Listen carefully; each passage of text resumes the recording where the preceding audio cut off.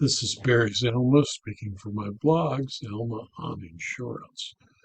Today, we talk about why it is best for an insured to read the policy before filing suit, and why a replacement cost value coverage is available only when the policy says it must be repaired within 2 years of the loss, and if not, you can only recover actual cash value. So again, for the last of many multiple times, we must say that he who fails to read his policy must still fulfill its conditions, and if he does not, it will cost him. In a case entitled Schoening Investment LP versus Cincinnati Casualty Insurance Company, the United States Court of Appeal for the Sixth Circuit on March 25, 2026, dealt with Schoening Investment LP, a Florida-based limited partnership focused on commercial real estate, insured its Kentucky properties with Cincinnati Casualty Company. In March of 2022, one of its Kentucky properties suffered damage. Schoening filed a timely complaint seeking recovery under its commercial property insurance policy.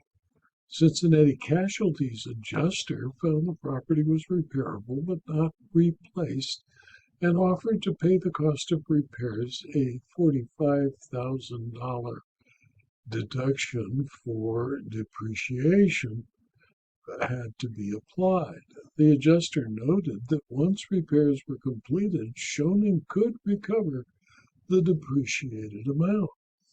Schoening had purchased additional coverage that would pay for repairs without deduction for depreciation, but only if repairs commenced within 2 years of the loss.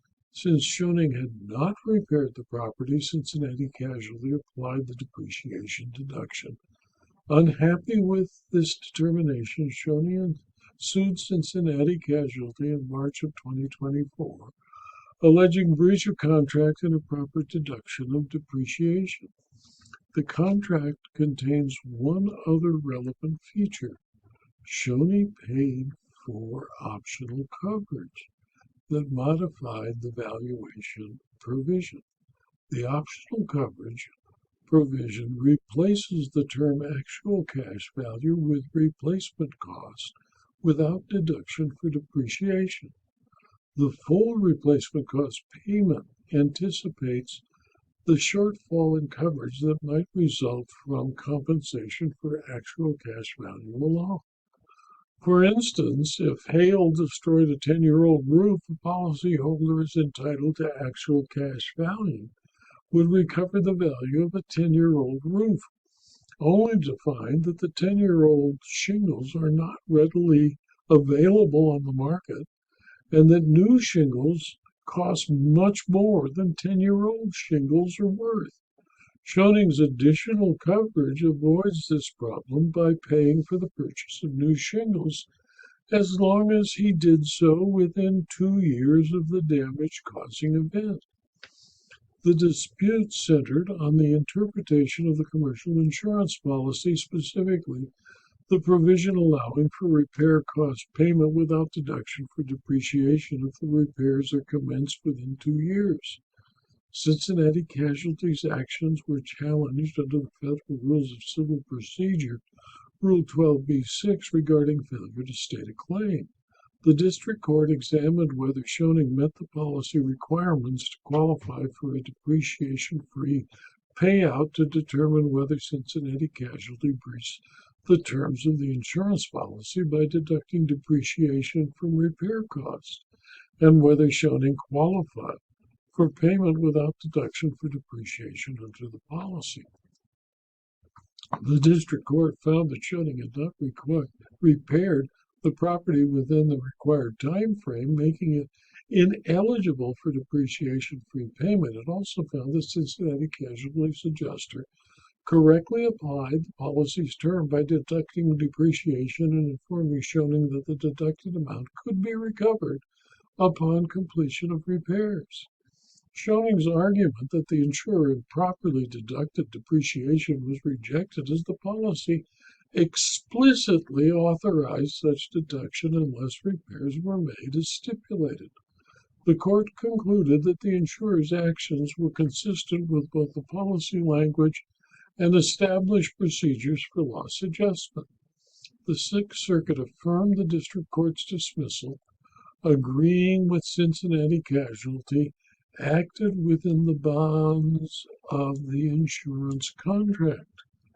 Before Schoening can claim the full payment, the optional coverage provision requires Schoening to do actual repair of the property. In the event Schoening does not repair the property, Schoening's recovery reverts to the property's actual cash value.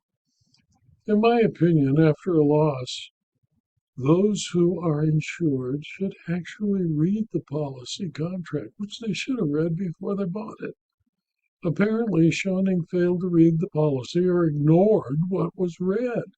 Clearly, if it had wanted full replacement cost and read the policy, it would have performed the repairs within 2 years after the loss. Failing to do so, and finding only ACV payments were available, Schoening sued, seeking coverage for which it did not pay, and the Sixth Circuit affirmed the trial court because the language was clear and unambiguous.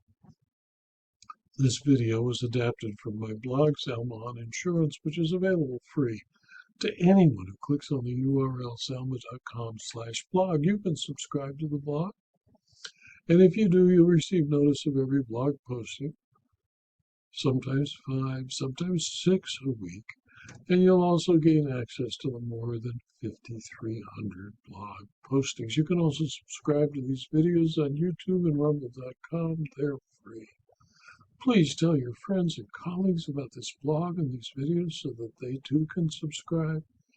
And if you're interested in further detail about insurance, insurance claims, insurance law, and insurance fraud, please consider, for a very small fee, subscribing to my Substack publications. Thank you for your attention.